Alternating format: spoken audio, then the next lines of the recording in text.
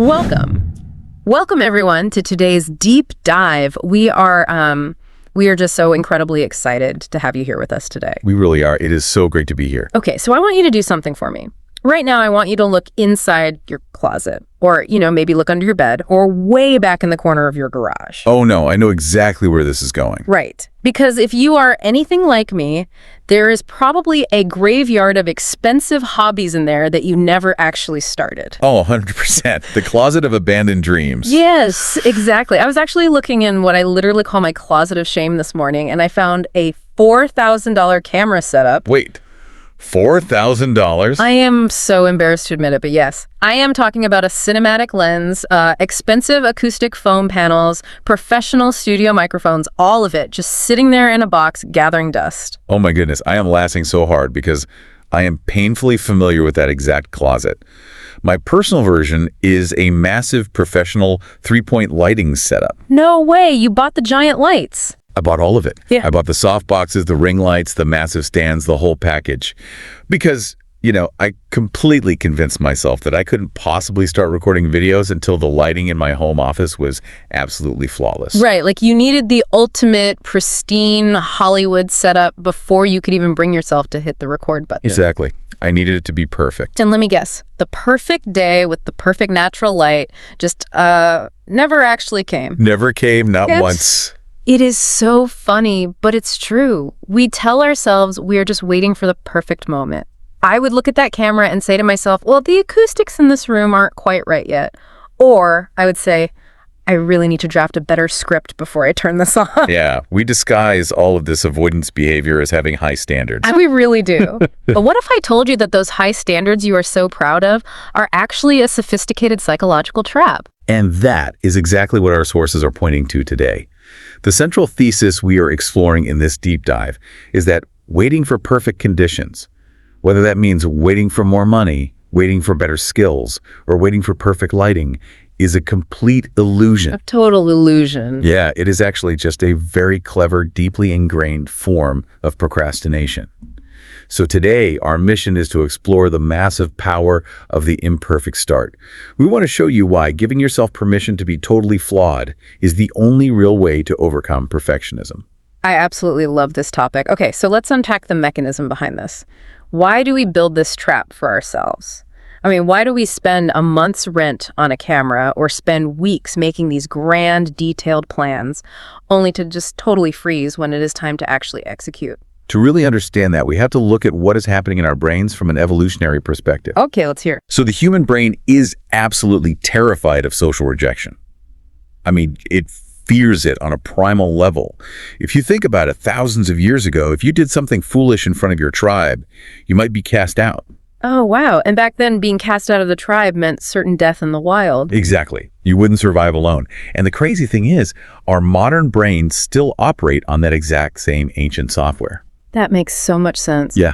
When we think about publishing a messy YouTube video or maybe launching a flawed business idea, our amygdala, which is the fear center of the brain, it reacts as if we are facing a literal saber-toothed tiger. A literal tiger over a YouTube video. Over a YouTube video. It sounds ridiculous, but your brain genuinely thinks your life is in danger. So subconsciously, we use all of this preparation as a shield to protect ourselves from that perceived danger. We read 5 different books about how to swim instead of just, jumping into the pool. Precisely. The preparation feels incredibly productive, but it is actually just a defense mechanism against judgment. You are perfectly safe from criticism because you haven't actually done anything. Right. You can't be judged if you never show your work. Exactly. But you are also completely paralyzed. And because of that deeply wired fear, we tend to put something off. And I want to pause on that phrase right here because it is the core action, or rather the inaction that we are discussing today. Yes, to put something off, it is such an important phrase for our listeners to understand. Definitely. When we put something off, we are actively delaying a task. We are pushing it to the future, usually because we are intimidated by the effort it takes or the potential for failure. It is honestly the easiest trap to fall into. You should start writing your thesis today, but that blank page is just so intimidating. So you find a very logical-sounding excuse to put it off until next week. Like putting off a new fitness routine because you feel like you need the perfect running shoes first. You tell yourself, oh, I can't possibly go jogging today. My shoes don't have the right arch support. Oh, the shoe excuse. Classic. Right. So you just put it off. And the tragic part of this mechanism is that when you constantly delay your ambitions while waiting for perfection, you slowly drain your own creative energy. You really do. And going back to your idea of preparation being a shield, it reminds me of a knight preparing for battle. Oh, I like this. Tell me more. So imagine a medieval knight. He is so terrified of getting injured in battle that he just keeps adding more and more layers of heavy iron armor. He adds a thicker breastplate, heavier leg guards, a massive helmet. It just keeps piling it on. Right. And eventually, yes, he is completely safe from arrows. But the armor is so incredibly heavy that he literally cannot walk onto the battlefield. He is stuck in his tent. That is such a powerful image. Or, it is like trying to steer a parked car. Oh, a parked car. How do you mean? Well, you can sit in your driveway, grip the steering wheel, and agonize all day over the exact perfect angle you want the tires to be at. But the car isn't moving. The tires just grind against the pavement. Yeah, that's good. That's really good. Right. You have to put the car in drive. You have to actually be moving, even if it is just at 1 mile an hour, for the steering wheel to actually change your direction. That is a fantastic way to visualize it. Yeah. Because action creates clarity. Overthinking does not create clarity. Never. The sources really emphasize that you do not need the highest level of competence to begin. You just need to introduce motion. The only way to find out what actually works in the real world is to get the ball rolling. Yes, to get the ball rolling. That is our second key phrase today, and it is such a visceral, physical concept. When you initiate a process or start a project, you are creating that crucial first momentum. You get the ball rolling. And that initial push is always where the highest amount of resistance is. Exactly. Imagine a massive, heavy stone sphere sitting in tall grass. Getting the ball rolling is physically exhausting. You have to put your shoulder into it and push with all your strength just to move it a single inch. It feels impossible at first. It really does. But once it starts rolling, the physics completely change. Momentum takes over, and it becomes progressively easier to keep it moving. The historical examples of this are just fascinating, particularly when you look at the invention of the airplane.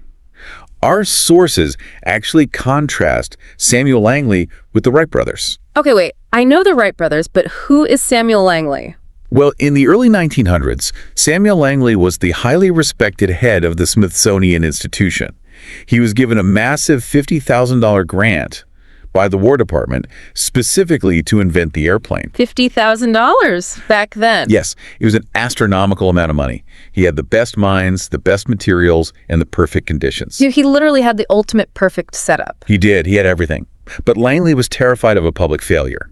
Yeah. Because he was so respected, he spent years trying to build the perfect, flawless aircraft in secret before ever testing it properly. Oh no, so he was building the heavy armor. Exactly. He was essentially stuck in the planning phase, completely terrified of judgment. Meanwhile, you have Wilbur and Orville Wright. They had absolutely no funding, no government connections, and no college degrees. Didn't they own a bicycle shop? They owned a bicycle shop. Wow. They just wanted to get the ball rolling, didn't they? Exactly. They used scrap metal, bicycle chains, and heavy canvas. They didn't care about looking foolish at all. They took their clunky, completely imperfect glider out to Kitty Hawk and just crashed it over and over again. It just kept crashing. Yep. And every single time they crash, they collected real-world data. They adjusted the wings, tweaked the mechanics, and tried again. That is amazing. So what happened to Langley? Well, Langley's highly anticipated, heavily funded, perfect plane eventually launched and immediately plunged straight into the Potomac River like a sack of bricks. Oh my gosh, into the river. Straight into the river. He was so humiliated by the public failure that he gave up entirely. The Wright brothers, on the other hand, changed human history. Because they embraced the ugly first attempt. The Wright Flyer was a total mess of wood splinters and exposed wires. Which actually brings up a wonderfully descriptive phrase for our listeners. Their invention was very rough around the edges. It was incredibly rough around the edges. Yeah. Which means it lacked polish and perfection, but it possessed the fundamental quality needed to fly. Right. When something is rough around the edges, I always picture a piece of raw timber that has just been cut at a sawmill. The bark is still attached, there are sharp splinters sticking out, and it hasn't been sanded down or painted yet. Yeah, you can definitely get a splinter. You could. It might give you a scratch if you aren't careful. but the core structural integrity of the wood is solid. It has real potential. And that applies perfectly to our creative projects, too. The sources point out that if you look at the absolute biggest, most successful content creators or entrepreneurs today, and you scroll all the way back to their very first videos or products, the quality is usually shocking. Oh, it is always so bad. The audio is terrible, the pacing is totally awkward, the lighting is awful. Their early work was entirely rough around the edges. Wait, I actually have to push back on this a little bit. Okay, let's hear it. We are celebrating messy, flawed starts here. But culturally, we also celebrate companies like Apple specifically because of their relentless perfectionism and their incredibly high standards. I mean, Steve Jobs was famous for demanding flawless internal components that no one would ever even see. That is very true. Right. So if we adopt this mindset that we should just embrace ugly starts, doesn't that give people an excuse to just put out sloppy, low-quality work? How do we reconcile those two ideas? I love that you brought that up because that is a crucial distinction to make. There is a massive difference between the start of a process and the finalized product of a decade-long iteration cycle. Ah, okay, the cycle. Yes. When we look at Apple's pristine, flawless iPhone today, we are looking at iteration number 15 or 16. But if you look at Apple's actual beginnings, the original Apple I computer wasn't some sleek aluminum device. Well, it just parts. Pretty much. Steve Wozniak built it by hand, and it was often sold as a bare circuit board that customers had to literally put into their own wooden boxes. Wow, so it was quite literally rough around the edges. Literally. It was a wooden box. Okay, that makes so much sense. The standard for the final product can be incredibly high, but the standard for the initial prototype has to be low enough to actually allow for experimentation. Exactly. Because you cannot optimize a system that doesn't exist yet. You cannot edit a blank page, and you certainly cannot improve a video that you never actually filmed. You have to start ugly internally so that you have raw material to shape. You have to publish your early flawed work so that you can actually learn the ropes. To learn the ropes. That is our fourth phrase, and it perfectly captures the learning process. It means to gain experience and practical skills through direct hands-on action over time. And the origin of that phrase is entirely physical. It actually comes from the nautical world, back in the days of massive sailing ships. Right. I love this one. When a new, totally inexperienced sailor joins a ship, they cannot learn how to sail by just sitting in their cabin reading a maritime textbook. No way! The books won't help you in a storm. Exactly. There are miles of complex rigging and ropes up above the deck. The only way to actually learn how the ship operates is to get out there in the wind, physically pull the lines, make mistakes, and build the muscle memory required to know which rope controls which sail. You have to feel it. You do. They literally have to learn the ropes through direct action. Which means the mistakes aren't a sign that you should stop. The mistakes are the actual mechanism of learning. The practice itself is the teacher. When you pull the wrong rope and the sail flaps wildly, you didn't just fail, you just received immediate, highly valuable data from reality. Wow. Data from reality. Without that messy first attempt, you have no data. And without data, you absolutely cannot improve. I just love how freeing that concept is. The mistakes we make in our early attempts aren't failures at all. They're the curriculum. It completely removes the pressure of needing to be an expert on day one. It really takes the weight off your shoulders. But to fully cement this new mindset and to truly escape the trap of perpetual planning, we need a new psychological rule to replace our old perfectionist habits. And the sources offer a definitive mantra for this. It is a philosophy that can completely change how you approach your goals. And it is this: done is better than perfect. Done is better than perfect. Let's really unpack the mechanics of why that is actually true. Why is a flawed, finished project vastly superior to a flawless, incomplete one? Well, it comes down to how reality interacts with our work. When a task is completed, even if it has very noticeable flaws, it enters the real world. Think about our earlier discussion of a video. Right, the YouTube video. An imperfect video that is actually published on the internet can do several very powerful things. It can teach someone a new skill, it can make someone laugh, it can generate feedback in the comments section that tells you exactly how to make your next video better. So it initiates a feedback loop with reality. Precisely. But a perfect video that is just sitting on your laptop's hard drive because you are endlessly tweaking the color grading, that video interacts with nothing. It does absolutely nothing. It generates zero data, it helps no one, it reaches no one, and it teaches you nothing new about your audience. Unexecuted perfection is simply a dead end. So the goal isn't to lower our ultimate standards. The goal is to shift our focus from perfection to completion. We need to become people who ship our work. We have to hit publish. Yes. So to you listening right now, write that terrible first draft of your essay. Record the clumsy, poorly lit audio file. Go to the gym wearing your old, uncool sneakers. Perfectionism is just a wall that stops you from moving forward. But an imperfect, finished start, that is an open door to mastery. I love that. And if we connect this to the bigger psychological picture we discussed at the beginning, it actually changes our self-perception. We stop seeing ourselves as fragile people who need to be flawless just to be accepted.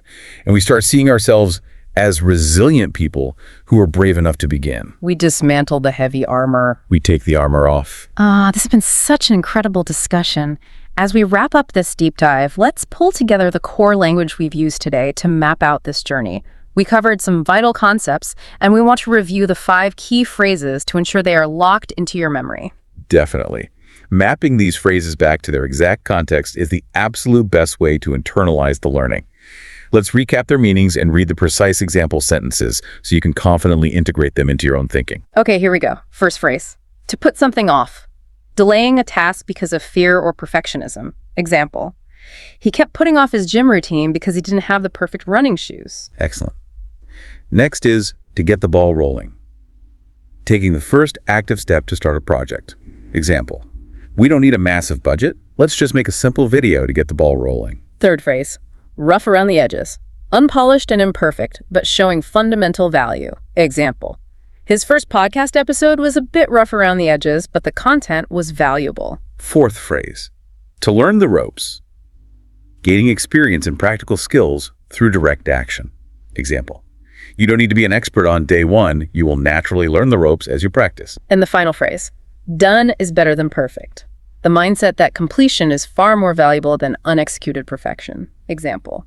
She finally launched her website, remembering that done is better than perfect. And before we officially sign off today, I really want to leave you with one final provocative thought to consider. Ooh, leave us with something good. Well, we often think that hiding our work until it is perfect is a noble pursuit of high standards, right? Like we're doing the world a favor.